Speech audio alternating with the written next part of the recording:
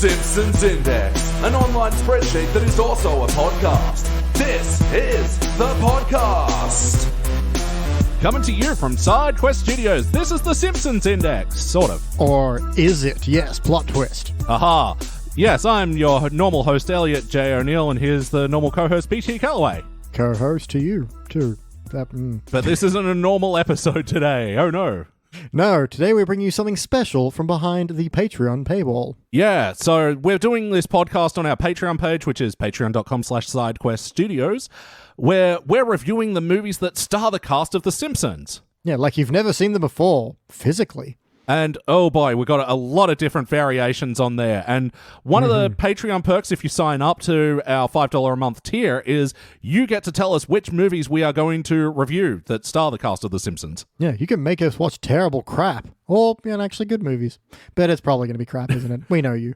Yeah, and I mean, you know, the Simpsons Index, we indulge in reviewing things that are along the crap and excellent spectrum. So the movies have been a lot of fun as well. Yeah. So we ran a little tournament with all the movies that we'd reviewed already on Starring Springfield. I don't know if we'd mentioned it. That's what we call the podcast over there. But anyway, yeah, we had such crap as Godzilla 98 and Super Mario Brothers 93.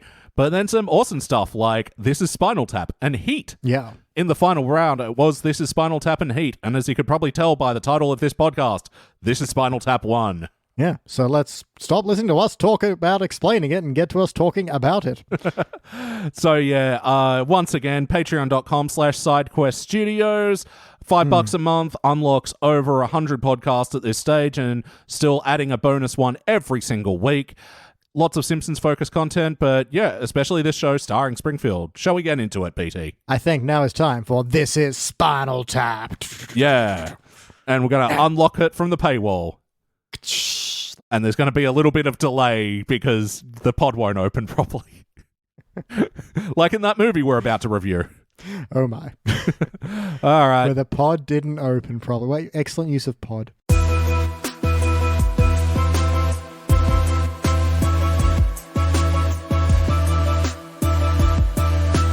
Coming to you from the SideQuest Studios exclusive podcast feed. Hello out there, Patreon! How are y'all doing tonight? Get ready to rock because this is Starring Springfield. All right, yeah. There will be no encores. Nobody rocks like Patreon. Like heroes. But of course, yes, this is the podcast where we're reviewing the movies that star the cast of The Simpsons. And this is a sort of part 2 of sorts where the Pauls of One Good Thing, you know, they're both heroes on our Patreon and they coordinated an attack. Yep. They gave us Click to review, which we got through. Yeah. And then they rewarded us with something great to what we're reviewing today. This is Spinal Tap. Ah. So yeah, I am so fucking excited to dig into this. Yeah, this is Spinal Tap, first released in 1984, starring Harry Shearer. BT, what'd you think? Rock and roll! Dude, this is just so good. I haven't seen this in a long, long time, and I was kind of curious with the critical eye how it works out. But man, it is so good. Man, I forgot how many moments and like memes and stuff were buried into my head from this movie. And just what really impresses me is just how restrained the humor is. It's all just and the details on this are amazing as well. Like some of them are just rock and roll details. Like I don't think, last time I watched this, I don't think I noticed Derek Small's bass has the Van Halen kind of stripes. So that's a nice little reference. For some reason, Nigel is always wearing a Gumby shirt. At one point, he has just Gumby in his pocket, and it never gets referred to. But what I like is that's just a character detail, and it's just what he's doing. It's not a big deal. It's just there. That completely got by me. I had no idea of that. That was the thing. It was like, at one point he's wearing a Gumby shirt, and later on there's a little Gumby figure in his pocket, and so yeah, I just noticed a bunch more little details, lots of rock references. I know when I first watched this, I didn't know what a big deal a 1959 Les Paul Sunburst was, but do I know now? Oh, yeah. Oh, the sustain on that thing as well. It just goes and goes. Yeah, I gotta keep slipping into British because it's too much fun. No, absolutely. Well, May as well jump ahead to the play count question. Have you seen this movie before? Yeah, definitely. But I mean, not for a really long time. And as we discovered trying to watch this one, it is kind of not available on any streaming service, which I'm assuming there's some kind of legal complications, but it was very frustrating. We had to go to the high seas to get it. Yeah, I had a glance at the Wikipedia. Apparently there is like a bunch of... at least one big lawsuit going on at the moment with them and the rights to the movie versus the rights to the music and the rights to the image and stuff like that. It's because very complicated. Yeah, I even went to see, because I was like, I think I said on the last starring Springfield, I really wanted to buy the DVD. I should have that in my collection. And I looked up, the last pressing was 2010, and obviously there's been legal complications since then, so you can't even get the damn thing, which is nonsense. Just to answer the play count question as well, like, I think I first saw this movie when I was 14, and about 50 times since then. Yeah. I too, it's been a long while, but I mean, especially because in high school I was just all in on rock music, and oh yeah, me too. Like I think I watched this when I first started playing guitar, and yeah, I believe it was my friend Siobhan who first showed me this movie, and before we even had a word for it, meme, like it was filled with memes that me and my rocker friends would quote to each other. Because, yeah, for those that don't know as well, this is like a mockumentary, fake documentary on the an American tour of an English rock band. And for long-time listeners of Starring Springfield, it's the same crew as A Mighty Wind. Yeah. Well, Best in Show, if you've seen that one. Yep. Mascots as well, so Christopher Guest movie where they've got certain story beats they're hitting, but the dialogue is largely improvised. Yeah, that's something I'm really curious about. What is actually in script and what's just improv. I know it's a lot of improv, but I'm just really curious what parts are pulled from where. And because I mean, obviously story beat wise, it's hitting a lot of, rock and roll movies and a lot of rock stories and stuff like that. So if you know these things, it's an absolute treasure.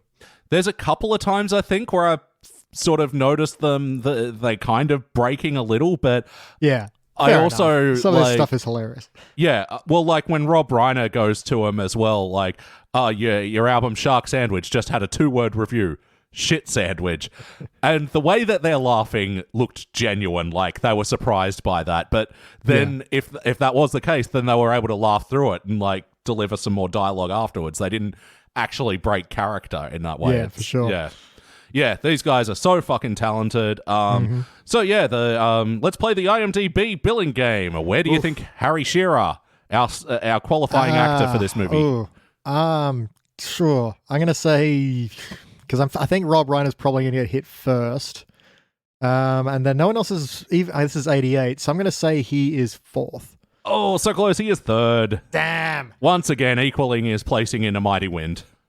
Yeah. Okay, fair. Because this is 88. This is pre-Simpsons really blowing up. Oh, yeah. This is 84. So, we're... 84, sorry. 84. Why did I say 88? Fuck, I don't know where that came from. Yeah, okay, definitely then. Yeah. But, he's... Well, I mean, I figured Rob Reiner would get first billing because he was probably the most famous at that point. Then, the two guitarists. And then the bass player. Poor bass players.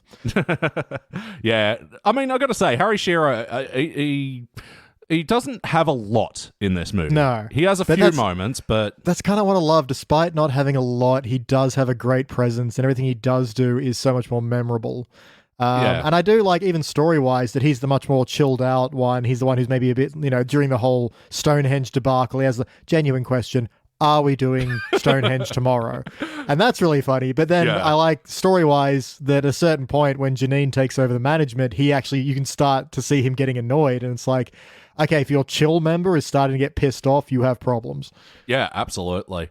But yeah, it is mostly Christopher Guest and Michael McKean as well. Like, again, just fucking fantastic actors. And so good. Yeah, with Rob Reiner sort of playing the straight man, the interviewer sort of thing. And he even gets a couple of good licks in there as well. Oh, man. Early on, he goes up. They've cemented their reputation of one of Britain's loudest bands. Yeah. I just love that. That's the kind of subtle joke telling we've gotten here. It's not one of their greatest, but they're definitely one of the loudest. I was reading up because, I like to do a quick bit of research going into these things. And apparently for research, Rob Reiner went to a Judas Priest show and walked out after like 2 songs because he was like, I could feel the sound in my chest. Yeah. I was worried I was going to have a heart attack. That's how you know it's good, Rob. Yeah. Yeah. Wear earplugs, feel it in your body. You want to feel your clothes vibrating from the bass waves. That's what you want. Oh, man. And feel them from the bass waves we do with, obviously, my favorite song in the mix, Big Bottom. Yeah, and I don't know if it was you or just a random factoid that came across me that they're all playing bass in this one. Yep.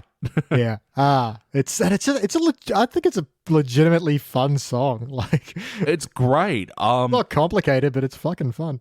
Well, because me and Ben, we went to music uni, and we had a regular class called Concert Prac where we'd basically get like assigned a song to do, and then we could do like one or two songs of our choosing. It sort of changed depending on the term.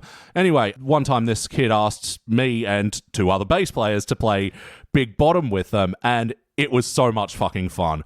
Like, because especially like for bass players, like, I mean, there's lots of bands with 2, sometimes 3 guitarists. You don't have multiple bass players in a band. It Very rarely. Really fucking cool to play with my friends who, you know, we talk shop, we talk bass.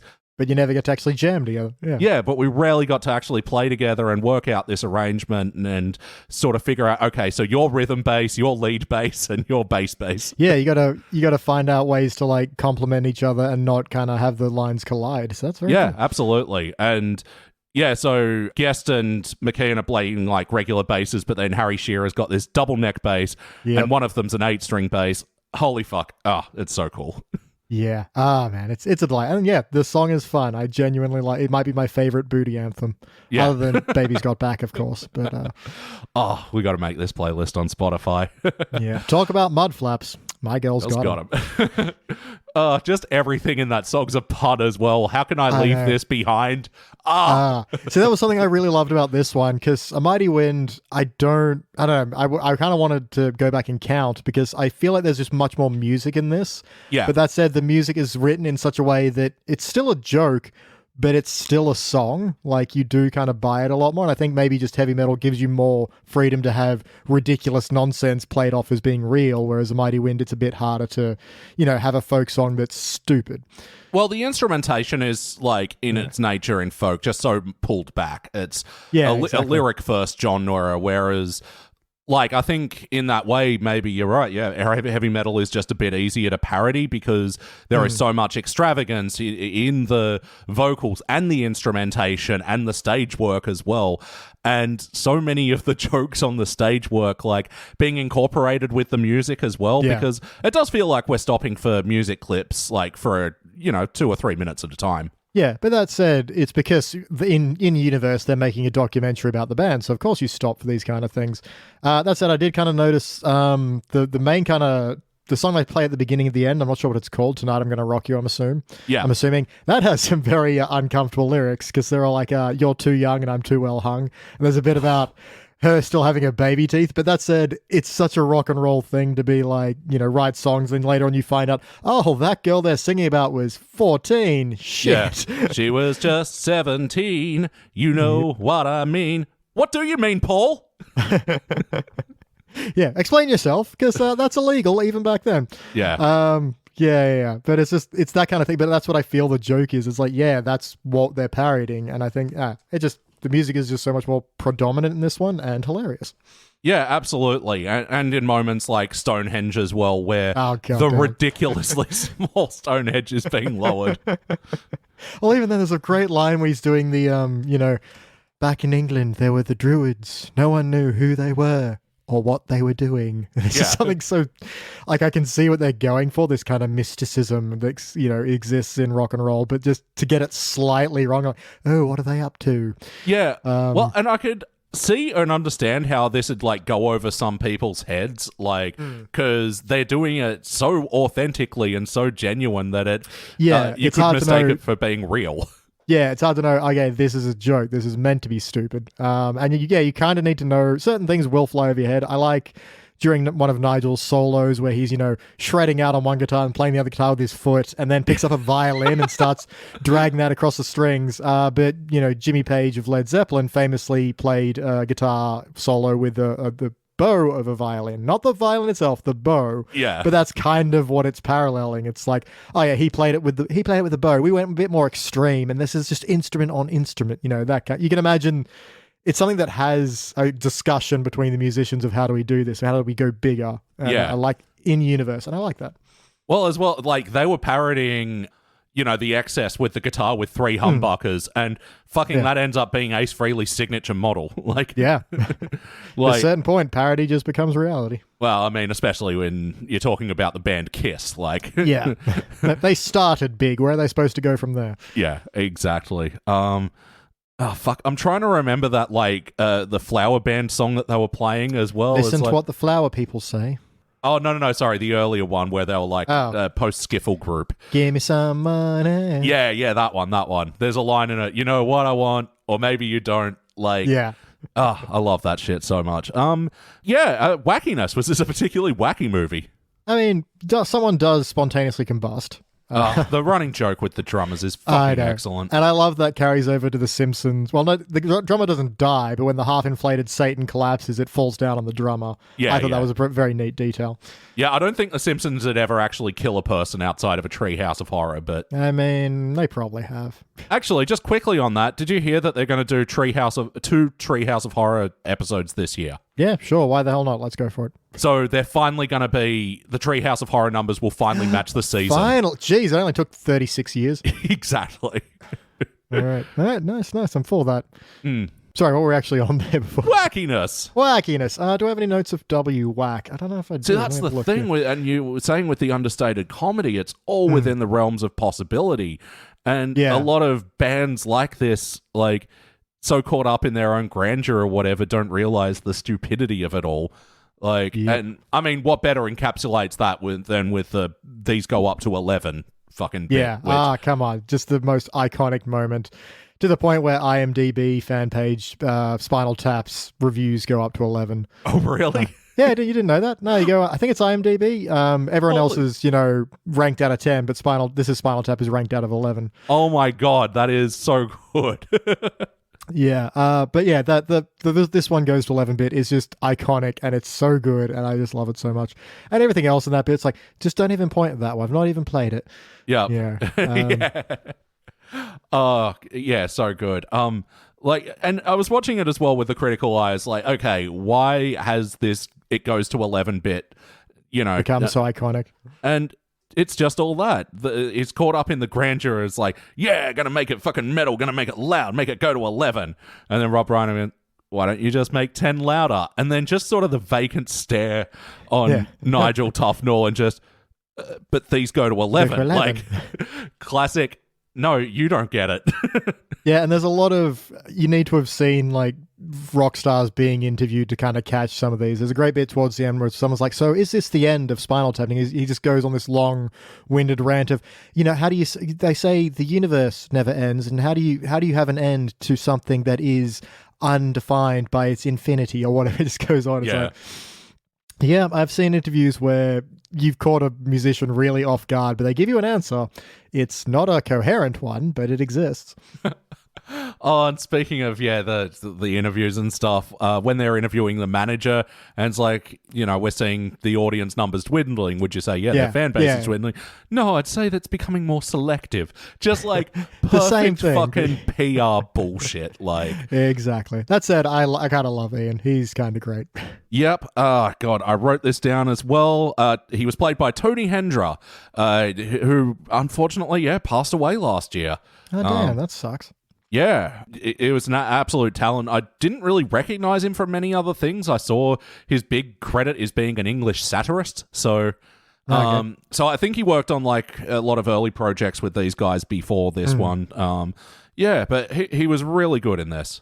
Yeah, he does a great job. He's, again, a bit of the straight man, but he's still within the chaos. So, and I like his whole bit about, having the cricket bats. Like, sometimes it is handy to have a nice hefty piece of wood in the topsy-turvy world of rock and roll. Absolutely. And he does smash the shit out of a TV, and that looks pretty real. Oh, man, that looks like so much fun. Yep. Yeah, that's probably good for the wackiness, but how about the heart of this movie? Sorry, I just read my line of, the gig's been cancelled in Boston. Don't worry too much. It's not a big college town. It is. Right. That's why MIT is. And also the And a few really others. big music school there as well. Fuck.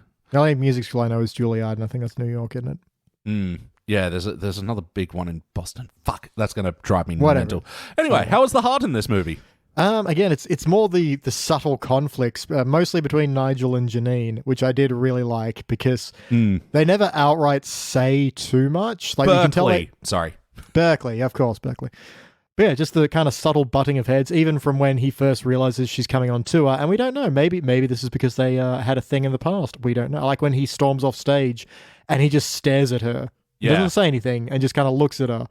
And that's kind of enough to really get it across. Yeah, it's and all her crap about the Zodiac and that's so funny. Taking over as manager and organizing a touring schedule and fucking hotel bookings around the astrology is just it's so good. It's just such a fuck, this band is doomed now.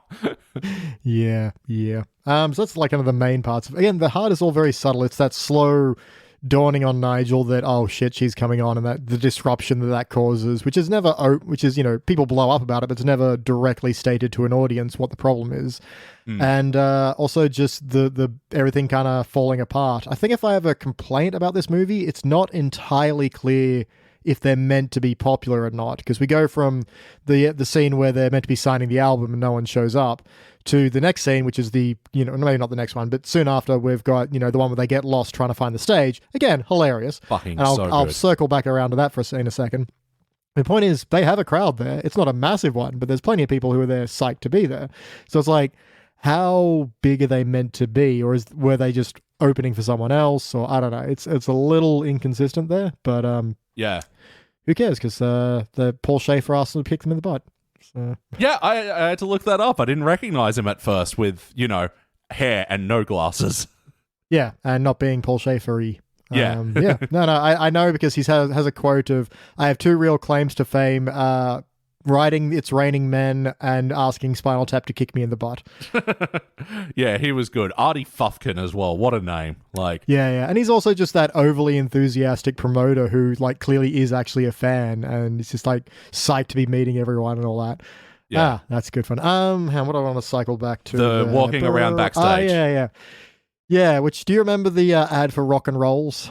Of Way course. Back? Yeah. They're somewhere. A virtual Trevor trove lies within. Trevor, who's Trevor? It's so on brand. I'm assuming they just improvised that. But yeah, little pizza pocket snacks. I assume people know what I'm talking about, or they're just looking at their podcasting device very strangely right now. Yeah. So, yeah, I think a pizza pocket is a pretty universal term for them. Yeah. But yeah, they were the rock and rolls, and it's funny, Christopher Guest actually has a pretty interesting history with advertising. There is a big thing with Australian actors aren't as willing to do ads as American actors. I think it's part of our sort of tall poppy syndrome sort of thing. Yeah. But I mean, especially Christopher Guest, he likes directing so much that there's a bunch of cereal commercials that he did that's just kids and cartoons eating cereal or whatever. Cereal. And it's just they just happen to be directed by Christopher Guest. All right. Yeah, sure. Why not? Yeah. And much in the same, he lent the Spinal Tap to a couple of different products, including, Australia's version of Pizza Pockets, Rock and Rolls. Yeah. Yep. This was an Australian-only campaign. It is fucking weird. Really? Okay, Yeah. now that's unexpected. But okay, great. I was wondering what was the widespread reach for that. I gotta see if these are on YouTube. Ultimately, though, did it feel like an episode of The Simpsons? Yes. Well, one particular episode of The Simpsons. Yeah, the one where they see Spinal Tap. Yeah. No, it's very classic early Simpsons in its comedy, of a lot of that being very subtle and just in character delivery and stuff like that.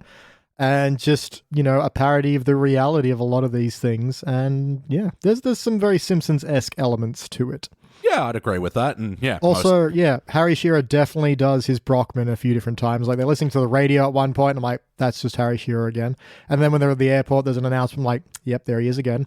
Oh, you reckon he was playing other characters in the movie? Well, I mean... the intercom characters, loudspeaker ones. You have a professional voice actor, you may as well use him. Well, I will say, actually, I thought out of all of them, Harry's had probably the least consistent accent. Oh, yeah. I wasn't worried about accent, but yeah. I don't know. I don't think he nailed the English accent that well, which is interesting because now he's pretty well permanently based in England. I reckon footage of them now doing the Spinal Tap shtick, yeah, he's a lot more solid now, I think, just from He osmosis. learned. Yeah, makes sense. But yeah, I mean, I think that's just because Chris Guest and Michael McKean are just so fucking solidly in those characters that all throughout. Yeah, they know him so well. It's what a delight. You still haven't watched Better Call Saul yet, have you? No. Oh my god, Michael McKean is so good in it. I gotta get on that. I know. I just haven't got. There's so many things.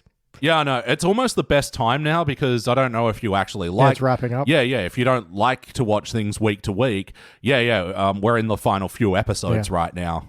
So yeah, now's the best time to binge on it. I don't tend to binge. I tend to do one a night, but yeah, that's good. It's still more frequently than they've been releasing episodes for sure. But yes, no. Would you watch This Is Spinal Tap again? Absolutely, I would. Same. I'm definitely going to go on a quest to get that DVD. Damn it! Yeah, I tried digging for it. I am now afraid that I might have passed it on to Goodwill. Oh no, surely not. No, like I know I've got a couple of boxes that I still haven't opened, but yeah, like I moved house recently, and yeah, I practically gave away a third of my DVD collection. It's just. They have no value on the resale market. Look, I gave away a bunch of mine as well, but I kept anything that was either limited or that I intend to watch again if I ever get time. So, there's that kind of thing. So surely Tap falls into both of those. I would have hoped so. I'm very mad at myself if I did. But then I'm glad that I might have passed it on to someone else for a bargain price. But what movie would this be a good double feature with? I actually wrote a quick list. Almost Famous, Some Kind of Monster, and Flight 666. Nice. Were my recommendations, because I think threading this in between other documentaries would be very good.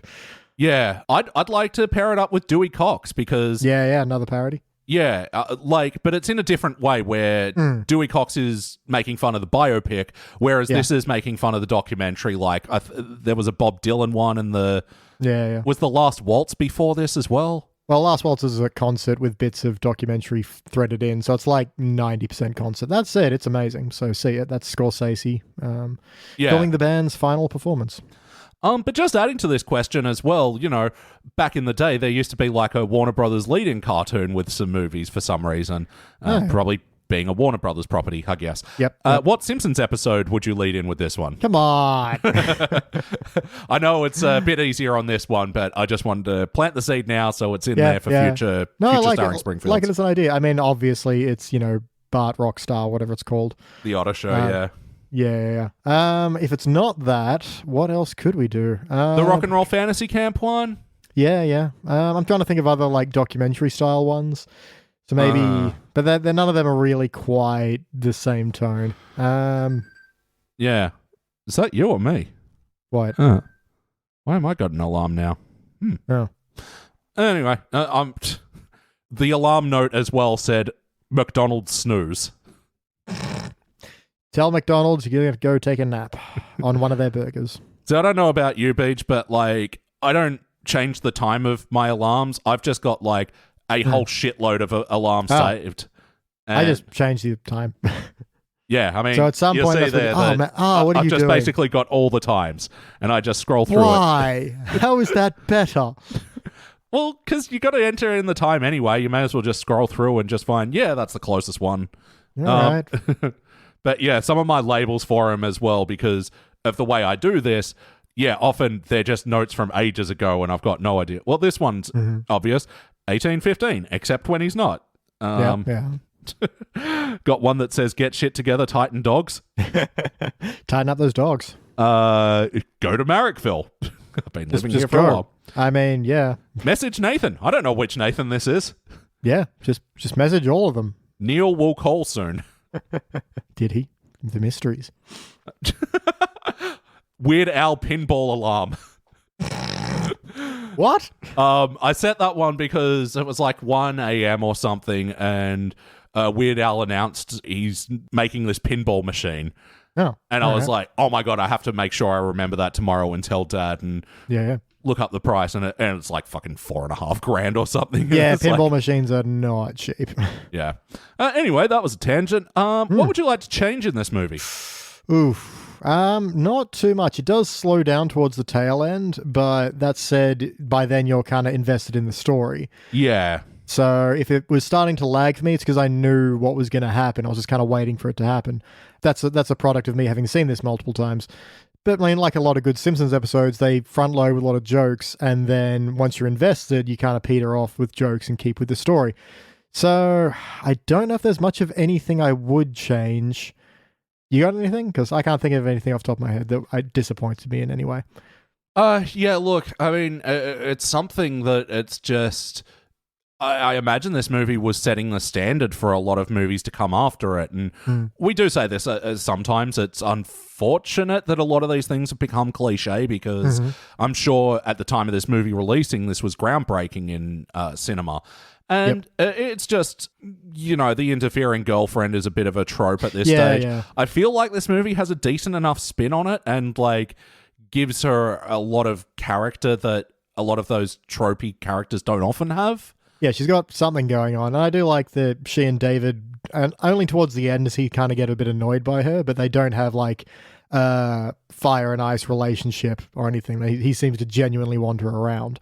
Yeah, well, they don't break up at the end, which I think is monumental to that, because that'd be the story plot that you're expecting is that, they break up and get the band back together and fuck the woman, Yeah, who needs you anyway, bitch? A Spinal Tap. So, yeah, it does sort of seem to be a bit more complex than that. But, yeah, I think you're right. It does drag around the tail end. And, yeah, for a less than 90-minute movie, it does feel longer than it is.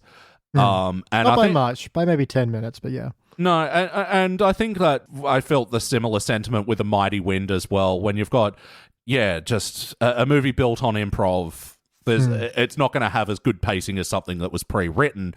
And so, I mean... in a way, it gets a few more points because of that it's so cohesive. And especially because this thing was whittled down from apparently over 100 hours of footage made. Yeah, no, I remember on that DVD that I watched many moons ago, I do remember the special feat, the deleted scenes was basically another movie. Yeah, no, absolutely. And apparently they're planning a sequel? I'm so worried about that. Yeah. Because, I mean, honestly, it could, because there's a lot of, again, calling to Flight 666, which is the Iron Maiden documentary movie made, I mean, Maiden's always been consistently popular, but this is not their prime. And if the movie has a problem, it's the band members have clearly been playing together for the last 40 years. There's not a lot of conflict or drama. They're just going through the motions of a tour. Yeah. So it's... And it's not like these guys where they're kind of having an ebb and flow. Iron Maiden consistently have sold out arenas and stadiums and exactly. shit. So it's a successful band getting along and drinking tea while their lead singer flies the fucking plane. Which is it's cool to see a band on that scale and a behind-the-scenes tour of that. Yeah. But that said, if you want any kind of story or drama, it's not too much there. But the footage of them in South America is wild because they are insanely popular in South America. Yeah. What was my point? Oh, yeah. So, but I mean, that said, I didn't see it, but Anvil, the story of Anvil was one. So good. Yeah, and I've heard very good things about it. And that's about, a mid-level band that never quite broke huge, touring again and or continuing to tour. So, I mean, there's definitely grounds for it. I just hope that it brings what worked about this to it. But yeah, I'm not optimistic because how often has a comedy sequel, decades later worked out? Yeah. And this is, I feel like I keep bringing this up with you. The Pentaveret for me was a huge exercise in challenging my skepticism whether a Mike Myers thing could work in the year 2022. I will say, if you just fucking, go limp and go along for the ride, in the end, it has a really good point about him and his place in pop culture. It's a bit of a journey to get there, and there's some really fucking lazy bad humor in it throughout. But my point is that, I think comedians can surprise, and especially some of the old guard like these guys or Mike Myers or something like that can still surprise and have a story that's fit and works in the modern age. Yeah, I mean, if they bring that same sense of subtlety to it, I think it could do quite well, but it's a very niche audience already, and I just worry they're not going to get the humor the same way. I mean, story-wise, who knows if it's going to be mostly improvised. But, the idea, I guess there's two ideas. Either Tap never stopped, and this is them telling that story. Probably more likely they'll be doing a reunion tour. And that's a big thing in rock music anyway. Lots of old acts have come back together after decades of fighting and whatever else. Yep. Yeah, and then do the old, we'll play our best album start to finish, because you don't want to hear our new shit. No, well, usually there isn't new shit because they're just on the reunion tour. Yep. So, I don't know. I would want to remain, optimistic as best I could, but... Yeah, but also these fucking 20, 30, in this case, fucking over 40 years later movies, they don't work. Look at No Farther Than Zoolander, Anchorman 2. Do I go on? I mean, it's just... Comedy is one of the genres that changes the most from year to year, from, decade to decade, year to year, generation, blah, blah, blah, whatever. Like, you can watch an old horror movie and maybe the effects don't stand up, but if it's well done, it usually still works. Jaws is a great example. I think Jaws is a fantastic film, and that was, ages ago. Or Alien or whatever. But comedies, usually not so much. Performances are usually what carry old comedies, and if they work, but usually the jokes are a bit, all the Leslie Nielsen stuff works because Leslie Nielsen's a charming bastard. The jokes are silly and stupid, but it's the kind of character he brings to them that tends to... That said, I've not seen one for 10 years. Yeah. But if you tried to make one today, I just don't think that would fly unless you had someone who could really sell those jokes. Yeah, that's it. And comedy dates like fucking milk. Like, yeah. I was trying to think the other day, what was the last big comedy that really hit and people genuinely liked? And I think it's like The fucking Hangover. That's 2007 or something. I don't know. I didn't look that up, but that's the last one I can remember being largely universally praised. And I'm sure it probably wouldn't fly too well now. Yeah. Fuck. All I can think about is Jackass Forever, and it's like that's not really the same. Yeah, but yeah, you laugh at it, but it's not a comedy in the sense of it tells jokes. Yeah. The Bob's Burgers movie did well. Did you see that yet? Yeah, I saw it on Disney Plus. Yeah, it's good. It's not amazing. If you're not already a fan, you won't become one. But I had a good time. Yeah, I mean, it's just a big episode. I think there's too much shading in it. Like, I really wish they pulled back on the... Yeah, no, I agree. There's a weird... Because obviously it's a new animation style for the big screen for whatever reason. And there's just the lighting effect and shading on them makes them look weird. And you get used to it, but I don't know why they did that. It's like, we've watched 10 years of this show. We know what it looks like. Yeah, I mean, any animation does it. Like, The Simpsons, to the Flintstones and Jetsons movies. Yeah, they just throw in extra shading and then it's like ready for the big screen. But yeah, I don't know why. But yeah, the Bob's Burgers character and design is so purposefully flat that and I mean South Park didn't go to that extra effort when they did their movie, so yeah, it can work without it. All right, I think we are here. BT, are you ready for note battle time? Indeed. So I'm just also looking at my notebook, which I naturally doodled all over. Yep. So I've got like a flaming skull, the Spinal Tap logo, just rock and roll written with all caps. I do also quickly want to know why we don't have a Spinal Tap Guitar Hero. Because that would be fun. I'm trying to remember. I don't even know if they had any songs on any of the Guitar Heroes. I mean, I want to jam out Big Bottom. That sounds fun. Bit of Stonehenge. I don't know how you recreate playing a guitar with a violin on a... Guitar Hero controller, but find a way. Yeah, a Violin Hero controller smacked against a Guitar Hero. Apparently Tonight I'm Gonna Rock You Tonight was on Guitar Hero 2. Okay, nice. Yeah. It's good to know it's out there somewhere. Why did I write Electric Banana? Because that's the name of the club he first sees Spinal Tap at. And there's something about him just going, don't try to find it, it's not there anymore. Yeah. That really kind of cements the idea of reality for some reason. Because you didn't have to, you could just say, I saw them at this club and keep moving. The fact that he stops to say, but it's not there anymore, I think helps sell the concept of this being real in the weirdest way, but I think it works. Yeah, absolutely. Nice detailing and fleshing out the universe here. Yes, details. The deets. That's right. And that's when he's saying 17 years and 15 albums. And my note there is, what are they, King Gears? Well, that's the thing. A lot of bands used to just crank out albums like crazy. Like Creedence are fucking ridiculous for that. Yeah. No, for real. Until they imploded. My bit is the whole, well, of course, we were the Tudors originally, and then we turned to the Originals. But there was another band called the Originals, and then we became the New Originals, and they went to something else because then we could go back to being the New Originals. Or, I don't know, it's a good little rant. I like it. Man, that's one of those ones that if I was on set there, I'd have to be escorted out because I could not stop laughing through that bit. It is so organically funny. Yeah, and again, these are stories you hear about some bands finding their names. So. Yeah. Many of the drummers dying, he choked on his own vomit. Of course, it was someone else's vomit. Yeah, and just the banter on that of like, they don't know whose vomit because you can't really dust vomit for Prince. It was just like, fucking hell, that's funny. Yeah. Oh, so good. Mine is for a second, they're playing Gimme Some Money on Pop, Look and Listen, and the music notation on the back is wrong, and I'm like, oh shit, is that the same wrong as in Lisa's Class? Because I thought that would be such a deep cut if it was. No, it's not. I was disappointed. Yeah. I didn't take note of that. I might try. I mean, it arguably isn't. It is 3/4, but the stave doesn't say 3/4. So usually when a stave doesn't specify, it's usually default 4/4. But that said, it is technically 3/4. Huh. But Lisa's is still wrong in a box. Yeah. Fran Drescher's in this movie. I know, and she's great. Yeah, I think it's unfortunately brief, yeah, because she clearly has a good sense of improv and whatever, and her conversation with Ian, is it, about the album cover is fucking fantastic. She's so good. Yeah, and it's very organic to the problem of, it's a sexist cover, blah, blah, blah. And then I like the band's banter later of, what's wrong with it being sexy? No, not sexy, sexist. Yeah. Okay.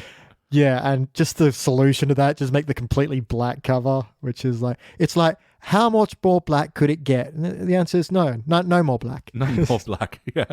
God, it's good. Yeah, it's so funny, because then years later, Metallica would do I was about to say, how far off the Black Album are we? Yeah, that was 91, I think. Yeah, and it's just... I know they've seen this movie. I've seen an interview with James Hetfield going, yeah, that bit from the backstage, that's literally happened to us a couple of times. He said it's why they prefer playing arenas because it's so much clearer where to go when it's in the middle of the crowd rather than the stage in a theater. Anyway. Yeah, what you got? They have, that party has mimes as waiters, and I don't know why that's so funny, but it really is. Did you pick one of the mimes? Oh, I did not. Who was it? Billy Crystal. Really? Oh, wow. Yeah, one of my, I had to stop and look at that up moments. He says, come on, mime is money. And it didn't click to me then, but when he spoke, it was like, oh my God. Oh, shit. Yeah, I like that as a hidden detail. It's good. I forgot to mention as well, when I brought up Fran Drescher in my research, I found that apparently in an episode of The Nanny, she played Bobby Fleckman in that as really? well. Yeah, she pulled double duty. Nice. There's a connected universe. That's cool. And the storyline was something like she was worried that Mr. Sheffield thought she was attractive, so she decided to pretend to be her. That's confusing. Yeah. Well, I mean, it's not like we're expecting The Nanny to have a good plot line, but it's interesting that she decided to bring this character into that universe. It's hard for me to gauge how big this movie is, or was rather. Yeah. Obviously it's had a big cultural impact, but memes are hard to define how many people actually saw the movie based off the memes, and Morb is a good example of that. Yeah. Just because it memes doesn't mean anyone saw it. My next note is... Sorry, still thinking about the change.org. Please bring Morbius back a third time. We promise. We were just busy that last weekend. It is so... God, it is so weird. Of just... I think we've discussed it before. I don't know if it was on this podcast. I don't know if there's ever historically been an example of a movie studio getting trolled into re-releasing a movie. Yeah. Oh, it's amazing. Sometimes the internet does pretty good work. God, it's amazing. So my other note was, we've mentioned Todd in the Shadows Train Records before. Apparently Shit Sandwich was a possible title for his show Train Records. Oh, really? In reference to Shark Sandwich, yeah. Yeah, I mean, I like Train Records a lot better. Yeah, it works. It's a much more general, but I enjoy the reference. Intravenous de Milo is another great album name for theirs. I can just imagine the room where they're sitting around spitballing on album name ideas. It has to be that perfect level of stupid but feasible. Yeah. No, absolutely. And something that inspires good album art as well. Like, Yeah, and you can imagine these guys really thinking intravenous. That's such a clever name. yeah. Yeah, I like it. So Rob Reiner throughout is wearing an SS Oral C shirt, and I was like, that's weird. OORAL. I'm like, is that like a term? This is a reference to something. So I googled it. Apparently, it was originally the SS Coral Sea, but because that's an actual ship, they would need permission from the Navy to use it. And so the production designer was like, I'll just turn that C to an O. And that was it. So I thought it was just an interesting little tidbit. Another interesting tidbit, the reason why they decided to sing Heartbreak Hotel at Elvis's grave, it's because it's the only song that they could clear. And then they were like, that's perfect. It's so inappropriate to sing at a grave. Like, not that it's inappropriate offensive, it's just inappropriate. Like, why? Why this one? Yeah, because that's just the first one they started doing, and they get the harmonies wrong. Yeah, nah, fucking fantastic. The whole backstage thing with this miniature bread, and it's like, what am I supposed to do with this? Like, fuck, that's funny. Again, just really playing up the cliche of the over-entitled rock star. Yeah, and I like, again, Can't it's not work called out to, bread. but there's a plate of like opened up Oreos next to him. Yeah. And I don't know if he's meant to have opened them or someone has pre-opened his Oreos. But again, it's just there, and I like, again, there are so many just small details. Maybe it's from a deleted scene, I don't know, but it's just, I don't know, it's funny. And then with the olives, this one's filled up and this one's got nothing in it. It's a catastrophe. But a professional, I'll move past it. It's when they bump into that other musician in the lobby, and he's like, I'd love to stay and chat, but we have to go wait for the limo. It's just like, it's just such a subtle dig, and I like it. Just how their faces change from smiles and politeness. A wanker. That's such a wanker. Oh, yeah. And just another minor one while I'm on it, when Nigel's playing his solo and he power stands, tilts back too far and has to be helped up. Yes. But he doesn't miss a beat, so... No, and more on stage antics. The fucking pods. Ah, yes. God, that is so good. Derek's just doesn't open and he's still playing bass the whole time, and he's like, the stagehand's like trying to do it subtly, and then he's just fucking pulling out wailing of out of that. Which actually then happened in real life to U2. They had like a big metallic lemon or something they were in, and it just didn't open. Oh yeah, they were dragging that thing around for their Pop Mart tour. That's fucking great. I didn't know that. The fact that this precedes that, is just gold. Yeah, Simpsons fucking predicted it. Yeah, you could imagine. Yeah, you could pull up a Spinal Tap predicted it. Like again, as the movie even says, there's a fine line between stupid and clever, and I think that's a great example of this movie. It is just on the line of clever. Yeah, I mean, because even that pods joke, like it ends, of course, it finally opens at the end of the song, but then him like clumsily getting back into it as well. Yeah, no, I forgot it closed on his arm when he tries to get back in. Like that, like I'm sitting there grinning already because it's such a classic bit, but I've forgotten that. I just burst out laughing when it closes on his arm and he just tries to play it off. Like, yeah. So good. Oh, yeah, that was my note. What's your note? There's a bit when they're just talking about when they made it big with Listen to the Flower People, and they're like, yeah, we toured the world, we toured the States.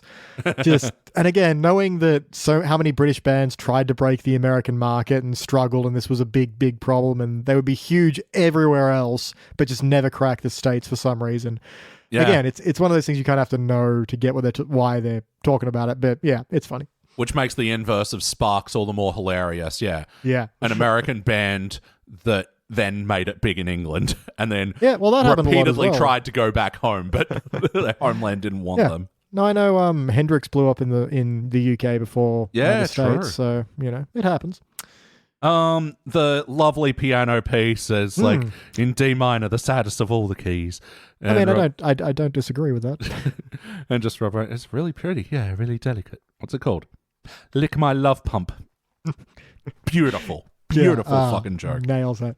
Also, during the whole pod malfunction thing, Nigel's playing like a very tiny, almost Daisy Rock guitar. Yeah, I noticed that this time. It's so hilariously small. I don't. Again, I feel like maybe this is a deleted scene or something, but there's just so many little details. No, for real. Oh yeah, Derek Small's going through the metal detector as well. It's a great bit. I kind of almost wish that didn't end with the fucking cucumber thing. I just wish it just ended with a, like, because I thought that was the joke, that it was a Prince Albert, piercing that it was triggering, and I didn't, remember that it was a cucumber wrapped in alfoil. Okay, saying that out loud, that's kind of funny. Couldn't do that in an airport these days. No. Get randomly selected for additional screening. It's actually funny. Ages ago, I was talking to some comedian mates of mine, and they were like, yeah, we learned the other day that you don't, because the name for a comedian not doing well on stage is called bombing. And yeah, they were just laughing, saying, yeah, don't talk about your bad gigs at airports. Yeah. Anyway.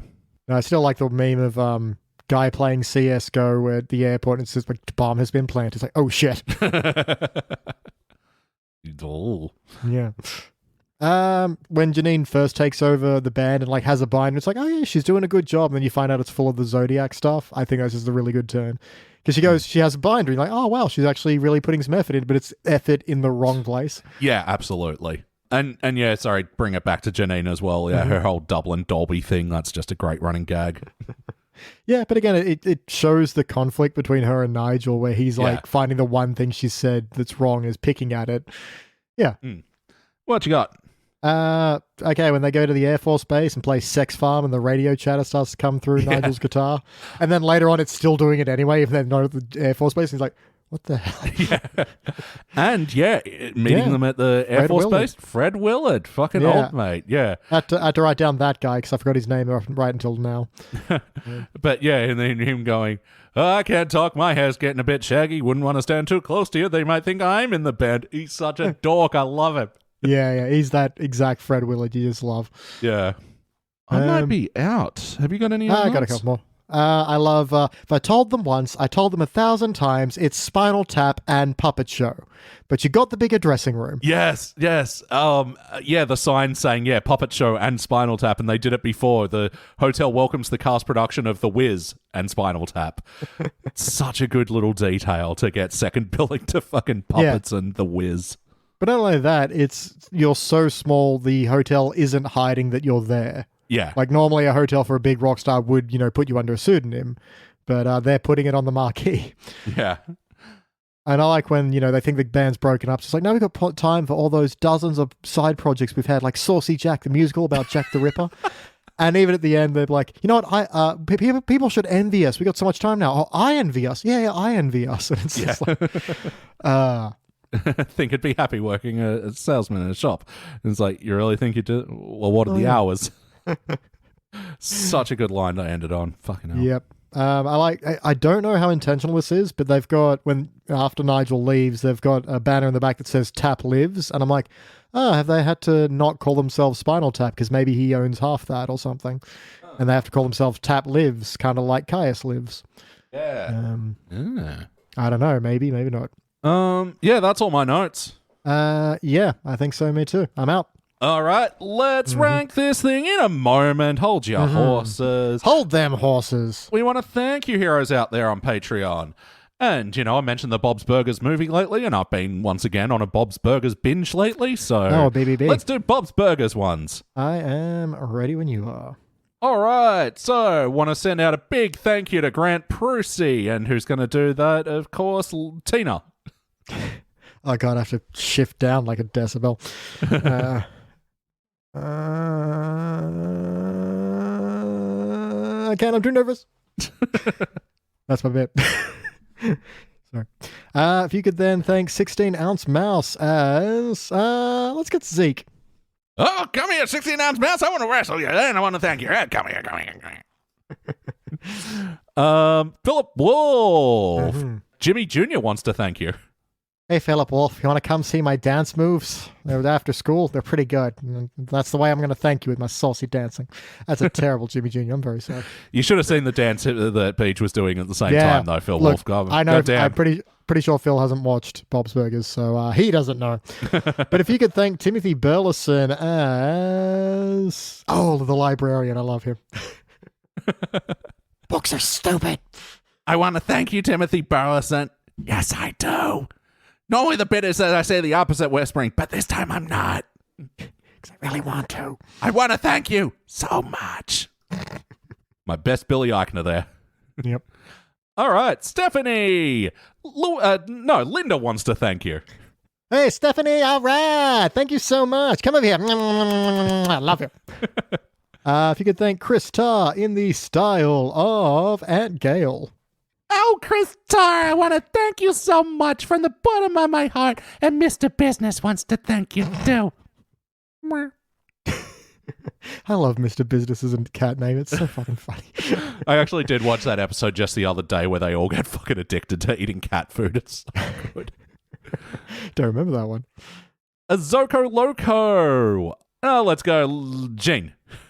Azoko Loko, I like your name because it rhymes and I can put it into a new song I wrote for you. Just to thank you. That's the best I got. It's not a very Gene bit. I'm sorry. Then you play your synthesizer. That's the thing. If I don't have a synthesizer, it's hard to do a Gene. There we go. Freezer, if you could thank them in the style of, let's say Miss LeBons. Hello, Freezer, darling. I'm just about to go out for a smoke break, but before I do, I just want to thank you for being such a wonderful hero. That's why I wanted you to do LeBons. I know you can nail it. Thanks. David James Young, DJY. Yeah, Louise wants to thank you. God, I'm trying to think of where the pitch even starts. I'm never going to share my ears with anyone, but if I do, it'll be with you, DJ. Why? I don't know what happened at the end there. I'm very sorry. You are a horse indeed. Half this bit is me apologizing. If you could thank Paul Salt in the style of Bob. Hey, Paul Salt. Want to thank you. Gonna name a signature burger after you'll have salt on it. It'll be the assault and battery burger. Comes with salt. And batteries. Salt and battered, so it's a battered patty. Oh, that'd actually be... Yeah, I want that. Maybe delicious. Yeah. Salty battered patty, yeah. Mm-hmm. Salt and pepper burger. Nice. And finally, Paul Goodman. Teddy wants to thank you. Hey, Paul, you need anything fixed around your house? I'll come be your best friend. Why don't we be best friends? We should be more friends and hang out more often. Ah! That's Teddy, all right. It's time to rank this thing. BT, what would you like to rank this as Spinal Tap? God, this is tough. I'm so tempted by a cubic.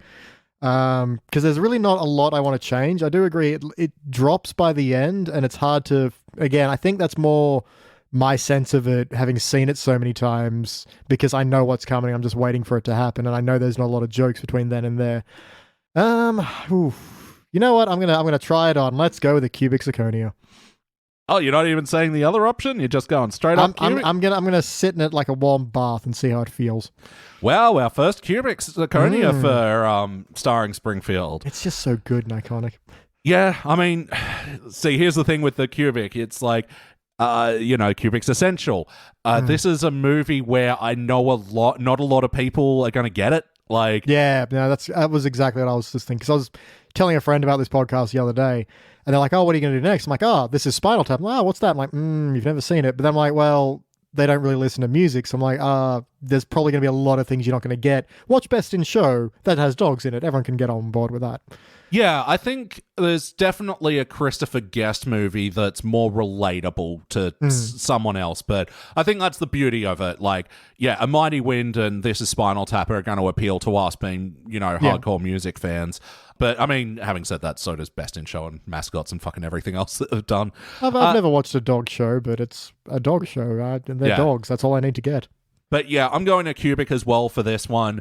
Like, this movie, there was some fucking American library of fucking important movies that this made the cut of. The Criterion Collection. Yeah. Or the Library of Congress, one or the other. Like, it is just so innovative in so many ways, and I understand if it's going to be lost on you because it's a lot of the things that it set up and now cliches, like I said before. But well, so's the mockumentary style. This was the first. Yeah.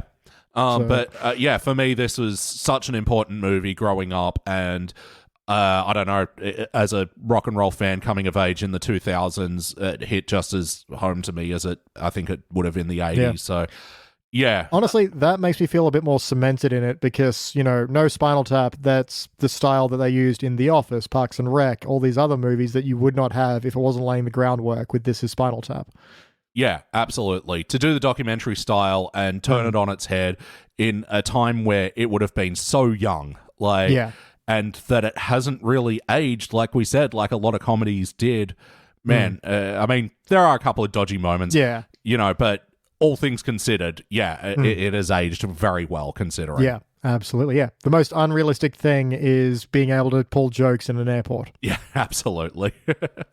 All right, well, I think that about does it for Starring Springfield this week. I've been Elliot J. O'Neill. That's been BT Calloway. And that's all the film on the reel. Or is that your line? Oh, it's yours. Oh, I go well. fluff, fluff, fluff, fluff, fluff, fluff afterwards. Good night, everybody. Hey, we hope you enjoyed that preview episode of Starring Springfield, which is a podcast that is available on our Patreon page, patreon.com/sidequeststudios. Links are in the show notes below. And yeah, for $5 a month, you will get a bonus podcast every week, access to our back catalogue of over 100 podcasts at this stage, and also you will get to tell us what movies you want to hear us review on Starring Springfield. As long as they star a cast member of The Simpsons, they're all good. All right, so go check that out at patreon.com/sidequeststudios. Thank you for listening once again. I'm Elliot J. O'Neill, and that's all the mustard in the house.